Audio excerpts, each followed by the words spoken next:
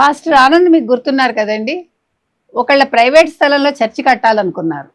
దానికి ఆ owner object చేస్తే నా మీద నేను దళితుండని నన్ను దూషించాడు అంటూ ఆయన హైకోర్టుకు వెళ్ళారు. హైకోర్టు నుంచి సుప్రీంకోర్టుకు వెళ్ళారు. వెళ్తే ఆ ఓనర్ ఏం చేశారు, ఇతను క్రిస్టియన్ కదా, మతం మారాక ఇతనికి ఏ రకంగా ఎస్సీ హోదా వస్తుంది అని ఆయన కోర్టుకు వెళ్ళారు. దాంతో సుప్రీంకోర్టు ఒక జడ్జిమెంట్ ఇచ్చింది. ఏమని? హైకోర్టు ఇచ్చిందే, సుప్రీంకోర్టు ఇచ్చింది. కులం అనేది మతం మారాక ఉండదు, ఎస్సీ ఎస్టీ హోదా రద్దు అవుతుంది అని రద్దు చేయడం జరిగింది.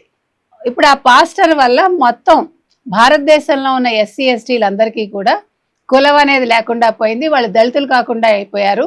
ఎస్సీ ఎస్టీ అనేది వాళ్ళు వాడుకోవడానికి ఉండదు. అంటే వాళ్ళకి ఎటువంటి హక్కులు ఉండవు అన్నమాట. ఎటువంటి రిజర్వేషన్స్ రావు. ఓన్లీ వాళ్ళు క్రిస్టియన్స్ అంతే. సో దీని మీద ఏమైంది, వాళ్ళ రెవెన్యూ శాఖ ఆనంద్కి ఒక నోటీస్ పంపించింది. మీ కుల ధృవీకరణ తీసేస్తున్నాము అంటే, యాక్చువల్గా ఇప్పుడు క్రిస్టియన్స్ అందరూ కూడా బీసీ డి కానీ ఈ కానీ దాని కిందకు వస్తారనమాట. సో చూసారా, ఒక తొందరపాటు పని వల్ల నేను దళితుణ్ణి అనే ఒక భ్రమలో ఆయన ఒక వ్యక్తి మీద కేసు వేయడం, దానివల్ల ఇవాళ మొత్తం భారతదేశంలో ఉన్న ఎస్సీ ఎస్టీలు అందరూ కూడా హోదా కోల్పోయారు. ఎస్సీ అంటే వాళ్ళు ఎస్సీ ఎస్టీ హోదా కోల్పోయారు.